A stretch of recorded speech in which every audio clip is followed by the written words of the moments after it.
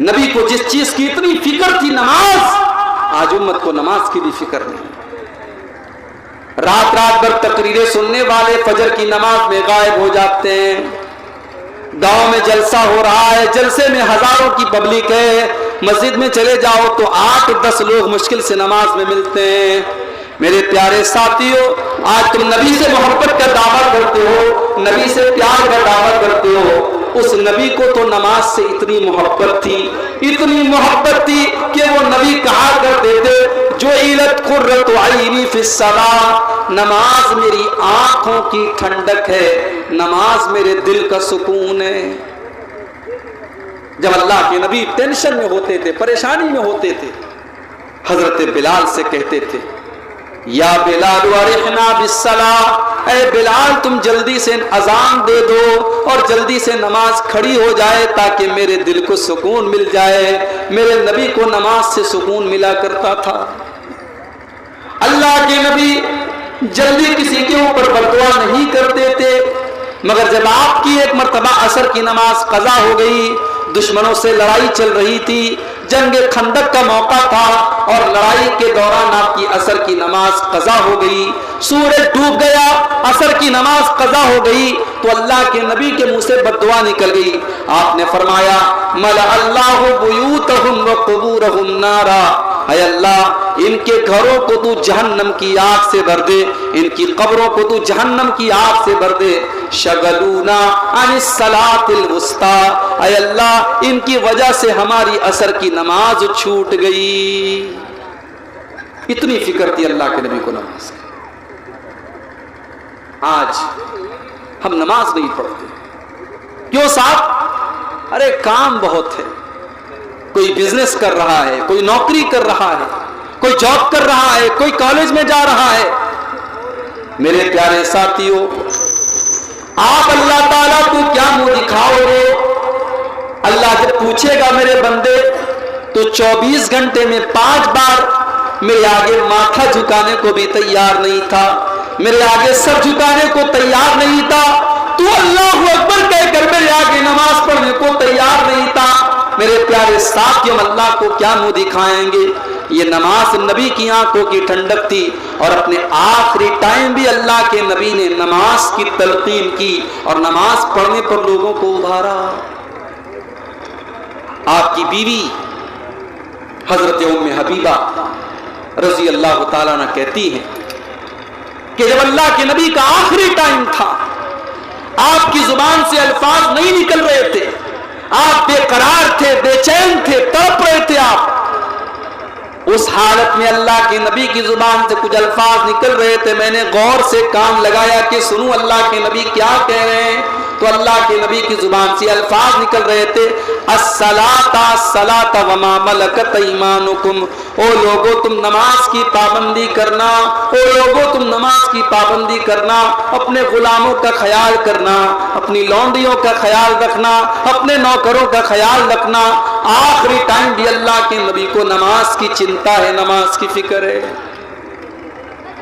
اور آگے بڑھیے، سوموار کا دن ہے، آج آپ کی زندگی کا آخری دن ہے، آپ حضرت عائشہ کی گود میں سر رکھ کر کے لیٹے ہوئے ہیں، حضرت عبد الرحمن ابن ابو بکر آتے ہیں، ان کے ہاتھوں میں مسواک ہے، اللہ کے پیارے نبی کی نظر مسواک کے اوپر پڑ جاتی ہے، آپ اما عائشہ کو اشارہ کرتے ہیں، اما عائشہ سمجھ جاتی ہیں کہ آپ مسواک کرنا چاہتے ہیں، اما عائشہ مسواک کو لے لیتی ہیں اور اپنے دانتوں سے مسواک کو نرم کرتی ہیں، اور وہ مسواک اللہ کے نبی کو ہاتھ کے ہاتھوں میں دے دیتی ہیں۔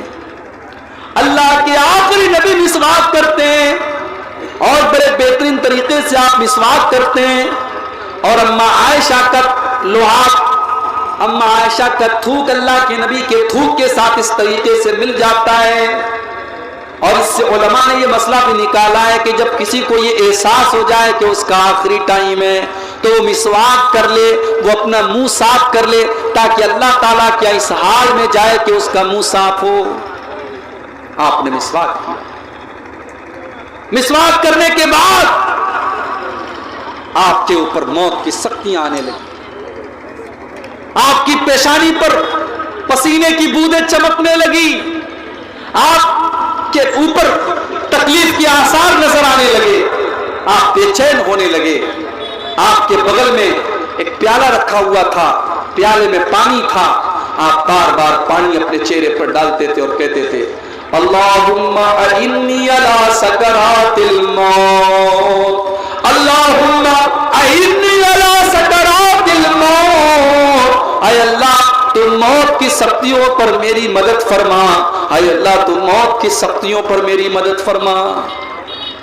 اماں عائشہ فرماتی ہیں اس کے پہلے میں موت کی سختیوں کو ناپسند کرتی تھی، مگر جب میں نے اپنے نبی کے اوپر بھی موت کی سختیاں دیکھی تو اس کے بعد میں سمجھ گئی کہ موت کی سختیاں تو کسی کے اوپر بھی آ سکتی ہیں، اللہ کے نبی کے اوپر بھی موت کی سختیاں۔ میرے پیارے ساتھیوں، آپ نے آسمان کی طرف اپنے ہاتھ اٹھائے اور آپ نے فرمایا اللہم اغفر لی ورحمنی، اے اللہ تو مجھے معاف فرما دے، اے اللہ تو میرے اوپر رحم فرما۔ اس کے بعد آپ نے فرمایا اللہم الحقنی بالرفیق الاعلی، اللہم الحقنی بالرفیق الاعلی، اللہم الحقنی بالرفیق الاعلی، اے اللہ تو رفیق اعلیٰ کے ساتھ مجھے ملا دے، تو اپنے نبیوں کے ساتھ مجھے ملا دے، تو اپنے نیک بندوں میں مجھے ملا دے۔ اتنا کہنے کے بعد اللہ کے نبی کا ہاتھ دھیرے دھیرے زمین پر آ گیا اور آپ کی روح آپ کے بدن سے نکل گئی اور آپ کا انتقال ہو گیا۔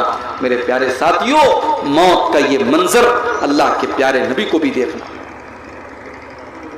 آپ کی بیٹی فاطمہ جو اس موقع پر موجود تھی، ان کی آنکھوں میں آنسو بہ رہے تھے اور وہ کہہ رہی تھی یا ابتا، ہائے میرے ابا جان، من جنت الفردوس ماوا، میرے ابا جان کا ٹھکانہ تو جنت الفردوس ہے۔ الا جبریل ننعا، اے جبریل ہم تمہیں اپنے باپ کی موت کی خبر دے رہے ہیں۔ اجاب ربا دعا، میرے ابا نے اپنے رب کی دعوت کو قبول کر لیا، میرے ابا تو اپنے رب کے پاس چلے گئے، میرے بابا تو اپنے رب کے پاس چلے گئے۔ آپ کی بیٹی کی آنکھوں سے آنسو بہ رہے۔ موت کا وہ منظر دیکھ کر کے صحابہ کرام بے چین ہو گئے، بے قرار ہو گئے۔ حضرت عمر فاروق رضی اللہ تعالیٰ تو ماننے کے لیے تیار ہی نہیں ہے کہ اللہ کے نبی کو موت آئی ہے، وہ تو یہ ماننے کو ہی تیار نہیں کہ ان کو موت آ سکتی ہے۔ حضرت عمر کہتے ہیں کہ وہ لوگوں، اللہ کے نبی کو موت نہیں آئی ہے، آپ زندہ ہیں، اور جیسے موسیٰ علیہ السلام کو اللہ تعالیٰ نے 40 دن کے لیے بلایا تھا، اللہ کے نبی کو بھی بلایا ہے، آپ واپس آئیں گے۔ اور جو لوگ یہ کہہ رہے ہیں کہ آپ کو موت آ گئی ہے، ان کے ہاتھ پیر کو وہ کاٹ ڈالیں گے۔ ابو بکر صدیق رضی اللہ تعالیٰ عنہ کو پتا چلا، وہ بھی آئے، مسجد میں داخل ہوئے۔ حضرت عمر غصے میں کھڑے ہوئے تھے، حضرت ابو بکر نے ان سے کوئی بات نہیں کی اور ڈائریکٹ حضرت عائشہ کے کمرے میں چلے گئے۔ جب حضرت عائشہ کے کمرے میں گئے، سامنے اللہ کے نبی کی ڈیڈ باڈی ہے، اللہ کے نبی کا جسم اطہر ہے، آپ کی باڈی ہے، آپ کا شریر ہے، آپ کا جسم مبارک ہے۔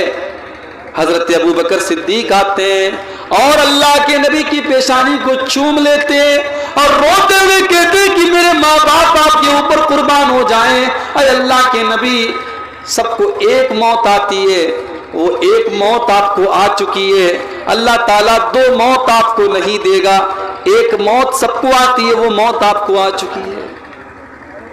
اس کے بعد آپ مسجد میں آتے ہیں، صحابہ کو اکٹھا کرتے ہیں اور اللہ کے نبی کے منبر کے بغل میں کھڑے ہو جاتے ہیں اور خطبہ دیتے ہیں، اور اس خطبے میں سورہ آل عمران کی یہ آیت پڑھتے ہیں وَمَا مُحَمَّدٌ إِلَّا رَسُولٌ قَدْ خَلَتْ مِن قَبْلِهِ الرُّسُلُ، او لوگو محمد تو اللہ کے رسول ہیں، آپ سے پہلے بھی دنیا میں بہت سارے رسول آئے ہیں۔ أَفَإِن مَاتَ، اگر آپ کو موت آ جائے، او قتلا، یا آپ کو شہید کر دیا جائے، انقلبتم علی اعقابکم، تو کیا تم ایڑیوں کے بل پلٹ جاؤ گے؟ حضرت ابو بکر صدیق نے قرآن کی یہ آیت پڑھی اور اس کے بعد کہا من کان یعبد منکم محمدن فإن محمدن قد مات. او لوگو جو محمد صلی اللہ علیہ وسلم کی عبادت کرتا تھا وہ یہ کان کھول کر کے سن لے کہ محمد صلی اللہ علیہ وسلم کو موت آ چکی ہے. ومن کان یعبد اللہ، اور جو اللہ کی عبادت کرتا تھا وہ یہ جان لے کہ اللہ زندہ ہے اور اللہ کو کبھی موت نہیں آ سکتی. تو یہ اللہ کے نبی کی موت کا ایک منظر تھا جو میں نے آپ کے سامنے بیان کیا. تو میرے بھائیوں، موت کبھی بھی آ سکتی ہے. موت کے آنے کے پہلے اللہ کی بارگاہ میں سچی توبہ کر لو، اللہ سے معافی مانگو. اور یہ جتنی